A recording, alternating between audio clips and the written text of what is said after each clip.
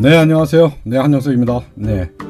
자, 7월 8일 팟캐스팅을 시작하겠습니다. 예, 뭐, 제가 팟캐스팅을 시작하려고 한 건 아니고, 제 비디오 카메라가 고장이 나서 지금 수리 중입니다. 네, 그래서 제가 할 수 없이 당분간, 며칠간 팟캐스팅을 할 생각입니다. 자, 오늘 이준석 대표가 이제 6개월 당원 정지를 먹었죠. 네, 이제 끝난 거고요. 끝났습니다, 이제 이준석은. 뭐 제가 앞에 이준석 대표의 징계 사유에 대해서 제가 팟캐스팅을 올려놨으니까 한번 보시고요. 이게 뭐 지금 언론에서 보도하는 뭐 그런 식의 어떤 뭐 추상적인 내용이 아닙니다. 이건 뭐 이준석 대표가 뭐 이거는 항의를 해봐야 이의 신청을 해봐야 나중에 뭐 깜빵을 가게 되는 상황이 올 수 있기 때문에 뭐 이준석 대표가 뭐 물러설 거로 저는 보고요. 자, 제가 지금 오늘 말씀드리려고 하는 거는 이준석 대표로 끝나는 문제가 아니라는 거예요. 자, 이준석 대표가 이제 사실상 당대표로서의 어떤 자격을 상실했기 때문에 국민의힘은 이제 전당대회를 하든가 아니면 이제 대표 권리 체제로 들어가야 되는 것이죠. 자, 그런데 여기서 이제 중요한 문제가 하나 있는데요. 뭐냐면은 이제 최재형 의원의 처리 문제예요. 지금 최재형 의원은 사실상 이준석 대표의 어떤 서포터 역할을 지금 해왔는데, 이 최재형 의원이 좀 포지션이 상당히 좀 애매합니다. 자, 이 말씀을 드리기 전에 제가 먼저 해야 될 말이 뭐냐면은, 지금 국민의힘은 지금 윤석열 대통령의 완벽한 서포터가 되지 않으면, 다음 총선은 뭐 말할 것도 없거니와, 앞으로 6개월을 이 정권이 유지가 안 될 겁니다. 지금 보시다시피 지금 촛불 적폐, 그 다음에 종북 적폐, 뭐 지금 이런 문제들과 지금 윤석열 대통령이 싸워야 되는 상황인데, 지금 국민의힘의 내부를 가만히 보면 윤석열 대통령이 지금 뭔가 좀 안 되기를 바라는 사람들이 은근히 많아요. 그러니까 지난번 총선 때 사실은 지금 국회의원 배지를 단 분들이 뭐 황교안 대표 뭐 이런 측근들 아니었습니까? 그분들 황교안 대표로부터 뭐 나름대로 점수를 많이 딴 사람들이 공천을 받은 거고, 그 다음에 이제 뭐 합당한 미래한국당 같은 경우는 뭐 거의 다 친박계 사람들이 뭐 배지를 단 거 아닙니까? 거기 한성교 뭐 당대표가 있었고. 자, 그러다 보니까 뭐 윤석열 대통령에 대한 뭐 이런 인식들이 상당히 뭐 별로 그렇게 긍정적이지 않은 것 같아요, 당내에서. 그러니까 뭐 비유하자면 내 배 아파서 내 자식 아니지 않냐 뭐 이런 게 있는 거예요. 그러니까 전통적인 지금 보수 우파는 사실 지난 3.10 박근혜 탄핵으로 인해서 다 정치적 자산이 괴멸됐는데, 아직까지도 이제 미몽에서 헤어나지 못한 분들이 있단 말입니다. 그러니까 자신의 지지자들이 친박이다 보니까 박근혜 대통령에 대한 미련, 사실 본인도 없지만 그러나 지지자들이 또 그렇게 있으니까 그걸 또 부인을 못하는 거죠. 자, 이런 하나의 모순대 흐름 속에 지금 최재형 의원이 지금 있는 거예요. 그러니까 지난번에 최재형 의원이 국민의힘에 들어왔을 때 뭐 대통령 후보가 된다고 했을 때 거기 태극기 애국 세력들하고 뭐 다 그렇게 모인 거 아닙니까? 최재형 의원 밑으로. 그러다 보니까 최재형 의원이 뭐 애국가를 뭐 관저에서 친척들 식구들하고 사절까지 불렀네 뭐 이런 걸 가지고 이제 보수 우파의 아이콘이 됐단 말이에요. 자, 그러면 문제는 뭐냐? 그럼 최재형 의원이 그럼 3.10 탄핵에 대해서, 박근혜 이 탄핵에 대해서 본인이 입장을 정확히 정리를 한 거냐? 뭐 본인은 말로는 뭐 그렇게 얘기를 하는데 실제로 하는 액션을 보면 또 그런 것도 아닙니다. 예를 들어서 최명선 변호사가 들어왔어요. 최명선 변호사는 박근혜 대통령의 탄핵 때 변호인이었죠. 자, 그런데 탄핵이 어떻게 됐습니까? 탄핵이 뭐 헌재에서 인용이 됐죠. 그런데 최명선 변호사는 뭐 그거에 대해서 인정하지 않고 뭐 탄핵 인사이드 아웃인가요? 뭐 이런 책을 하나 냈어요. 그러면서 이제 거기에 탄핵이 이게 뭐 루머에 의해서 뭐 이루어졌고, 그 다음에 이게 잘못됐다 뭐 이런 얘기를 이제 쭉 주장을 합니다. 그리고 타블렛 PC가 조작됐다 이렇게 또 주장을 해요. 자, 타블렛 PC는 여러분 아실지 모르겠습니다만은 저 한정석이가 제일 먼저 이거를 제기했습니다. 미래한국에서. 저는 그때 타블렛 PC 방송, JTBC의 방송이 왜곡되고 조작됐다고 했는데, 나중에 변희재 대표하고 뭐 이런 분들이 나중에 뭐 검찰이 타블렛 PC를 조작했다 이렇게 나간 거예요. 그러다 보니까 이제 묵사발이 났죠. 자, 근데 최명승 변호사의 지금 주장도 아마 그런 맥락인 것 같아요. 변희재 대표의 그 맥락에서 타블렛 PC가 조작됐다 이렇게 주장하는 것 같은데, 그럼 검찰이 조작했다는 얘기 아니에요. 자, 그럼 탄핵은 결국은 이제 무효고 이걸 수용할 수 없다는 이제 입장입니다. 최명승 변호사의 입장은.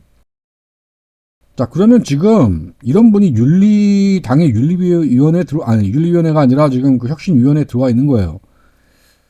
그럼 최재형 의원이 임명한 거 아닙니까? 해가지고. 그럼 어떻게 하자는 거예요, 그러면 지금? 최재형 의원은 지금 포지션이 지금 지난번 대선에서 홍준표 의원을 지지하고 이렇게 해서 한편이 됐다가 지금 어쩔 수 없이 그 당의 결석을 위해서 윤석열 대통령이 양보를 했고, 그래서 본인이 배지 달았잖아요. 근데 배지 달고 난 다음에 그러면 윤석열 대통령을 위해서 본인이 그러면 헌신을 할 생각을 해야죠. 당의 이 중심을 다 모아서. 근데 뭡니까 지금 이준석 대표의 딸랑이나 지금 하고 앉았고, 그 보수의 원로라는 분이 그렇게 해갖고 되겠어요 지금? 그리고 말이죠, 만약에 최재형 의원이 여기서 만약에 어깃장을 놓거나 또는 만약에 그 윤석열 대통령이나 이쪽에 반하는 어떤 그 반윤이나 비윤의 어떤 그런 포지션을 본인이 하겠다, 그래서 비주류의 중심을 하겠다, 이런 생각을 하게 되면 굉장히 위험해질 겁니다. 왜냐면은 보세요, 최재형 의원이 2019년도에 감사원장을 했을 때 당시에 그 감사원에서는 그 대장동 성남시를 비롯해서 그 7개 그 지자체에 그 감사를 하고 준비했었어요. 그 예비 감사를 준비하는 중에 성남시 대장동으로 들어갔단 말입니다. 그런데 그 최재형 그 의원이 그 감사원장 임명되고 난 다음에 그 성남시 대장동 예비감사가 그 예비감사에서 빠졌어요. 본감사에서 빠졌습니다. 그 결제 누가 했습니까, 그거? 그 최재형 감사원장이 한 거 아니에요? 그래갖고 나중에 말이 많았던 거 아니에요, 뒤에서. 민주당으로부터, 거기 사람들로부터. 응? 그 최재형, 의원, 감사원장은 그거 왜 몰랐어요, 그거? 이재명의 그 대장동, 예? 그거 예비감사 들어가 있던 거, 그 본감사에 빠졌을 때, 그 누가 얘기 안 했습니까? 주변에서? 그럼 본인이 알아봐야 될 거 아니에요? 이거 예비감사에 들어갔다 몇 빠졌냐, 본감사에서. 그게 모르고 쌓이는 겁니까? 그거 그러면 결제? 그리고 우리가 상식적으로 한번 생각을 해보자고요. 최재형 의원 같은 경우에 정말 애국 보수 아닙니까? 그 아버님도 그렇게, 참전 유공자이셨고, 그 다음에 집안이 4절까지 애국가를 부를 정도 애국 집안인데, 아니, 그런 분이 도대체 왜 문재인의 감사원장을 한 거예요? 그 감사원장의 위치라는 게 사실 그 정권에 좀 곤란한 점 좀 이렇게 면죄부 주고 이러는 거 아닙니까? 그런 역할을 하는 그 감사원장 자리를 그 보수적인 마인드를 갖고 있다는 분이 덜커덕 받는다는 것도 저는 좀 이해가 안 가고요. 아, 물론 윤석열 대통령이야 검찰총장 할 때 그분이야 워낙 좀 반골 의식이 있고, 그 다음에 박근혜 정권 때 자기가 핍박받은 게 있고 하니까 보수의 적폐를 본인이 척결한다 이런 차원에서 문재인 정권의 검찰총장 할 수도 있었겠죠. 자, 하지만 우리가 알고 있는 최재형 의원의 성품이나 이런 걸로 봤을 때는 문재인 정권의 감사원장을 하실 분이 아닌데 하셨단 말이에요. 저는 이 점이 첫째 좀 의아한데, 여기에 또 2019년도에 감사원에서 성남시 대장동 감사하겠다고 예비감사에 올려놨다가 지금 본감사에서 빠진 거, 이거는 말이죠, 수사로 치면 그 수사선에 올라왔던 거를 정말 거기서 뺀 거예요. 내사할 때 이거는 수사를 해야 됩니다라고 적어놓다가 수사 대상에서 빠진 거랑 똑같은 거예요, 이건. 근데 최재형 의원 그런 거에 대해서 본인이 한 번도 얘기 안 했죠. 사실 보수 쪽에서도 그거 문제 안 삼았습니다. 왜냐면 대선이 있었고, 그다음에 최재형 의원이 그래도 우리 국민의힘에 보수 대선 후보가 없을 때 본인이 그렇게 또 뛰어들었고, 그래서 결국은 이제 윤석열 후보도 이제 국민의힘에 들어오는 기회가 됐고, 이렇기 때문에 다 그런 거를 대충 이제 넘어가고 이제 했던 건데, 자, 이후의 행보를 보면 최재형 의원의 정치적 감각이 전혀 없어요. 이분이 완전히 빵입니다. 빵. 그 황교안 대표하고 차이가 하나도 없어요. 그 황교안 대표도 그렇게 그 정치 감각이 그 거의 빤스 수준이어가지고 다 말아먹더니만 지금 최재형 의원이 지금 그런 길을 또 가고 있어요. 아니 그런데 그건 뭐 좋다 이겁니다. 그러면 본인이 지금 상황에서는 뭔가 포지션을 잡아야 됩니다.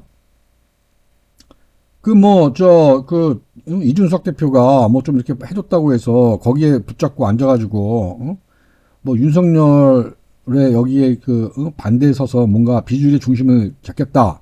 뭐 홍준표 의원은 대구시장 지자체로 빠져나왔고 오세훈은 서울시장 갔으니까 여기가 무주공산 아니냐, 비윤 반윤의 이 비주류 무주공산 아니냐, 뭐 이런 식으로 생각을 해가지고 만약에 경거망동을 했다가는 그야말로 골로 가는 수가 있습니다. 이게 말이죠. 상당히 정치적 내공이 많은 분이 또 그런다면은 뭐 모르겠는데 뭐 정치 내공도 별로 없는 분이 거의 뭐 정치적 센스가 빤스인 분이 그런 식으로 만약에 헛지랄을 한다 이랬다가는 그냥 날아가는 겁니다. 그냥 날아가는 거예요. 제가 꼭 좀 경고를 드리고 싶은데 최재형 의원 포지션 잘 잡으세요. 그렇게 만만하지 않습니다. 여기 이 동네. 네. 자, 그리고 이제 앞으로 이제 전당대를 하게 될지 뭐 모르겠습니다만은 어쨌거나 지금 국민의힘은 철저하게 윤석열 대통령 중심으로 단합이 돼야 됩니다. 그리고 일사불란하게 움직여야 돼요. 지금 국민의힘은 입법 의결력이 없는 당이에요. 그러니까 국회에서 뭘 표결할 때 아무런 의결력이 없어요. 그러니까 뭐 이 당이 집권 여당이 돼가지고서는 의미가 없는데 다음 총선에서 뭐 과반수라도 좀 넘기고 좀 다수당이 됐을 때 그때 윤석열 대통령을 청와대를 좀 지도 편달해 가면서 미래 권력을 키워가면서 자 이렇게 하면 윤석열 대통령이 뭐 당을 안 따라가겠습니까? 당은 영원히 가는 것이고 청와대는 이따 가는 곳인데 청와대 사람들이 뭐 당에다 들이받겠냐고요. 근데 지금은 아니라는 거예요. 지금 국민의힘은 똘똘 뭉쳐서 윤석열 대통령의 그 정치적 머신이 돼야 됩니다. 정치적 머신. 자, 그런데 이 와중에 지금 말이죠. 지금 뭐 다음에 공천 자리 보고 말이에요. 예? 뭐 요렇게 저렇게 지금 꼼수를 피고, 뭐 그렇게 하는 그 자리에 지금 만약에 최재형 의원이 뭐 거기서 뭔가 자기가 뭘 해보겠다. 이랬다가는 정말로 윤석열 대통령하고 이쪽으로부터 아마 제가 볼 때는 살아남지 못할 겁니다. 지금 윤석열 대통령을 우습게 보면 안 됩니다. 윤석열 대통령이 저렇게 껄렁껄렁해 보여도 이 양반이 그 권력의 조직 집단에서 진짜 산전수전 공전 다 겪으면서 큰 사람이에요. 이 양반이 태평 시대에는 게을러가지고 5, 6월 뭐 늘어지듯이 해갖고 망할 수는 있지만 결코 위기 상황에서 이 망하는 사람이 아닙니다. 윤석열에 대한 존재가. 그래서 제가 오늘 팟캐스팅 여기까지 하겠고요. 하여튼 지금 국민의힘은 전원 일치 단결이 돼야 된다. 지금 조만간에 지금 문재인 일당하고 여기서 이제 조만간에 이제 반격에 들어옵니다. 네? 반격에 들어오는데 이 반격을 이거를 지금 받아서 제대로 해 나가려면은 지금 당이 똘똘 뭉쳐야 돼요. 지금 윤석열 대통령 지지율이 지금 안 나오는 이유가 지금 국민의힘 때문에 안 나오는 거예요. 국민의힘 때문에. 그러니까 이제는 정신을 바짝 차려야 된다. 이제 시간이 얼마 안 남았습니다. 이제 검수완박 수사권 경찰로 넘어가기 전에 지금 문재인, 이재명 소환을 해야 됩니다. 이거 국민의힘에서 이거 서포트 안 할 거예요?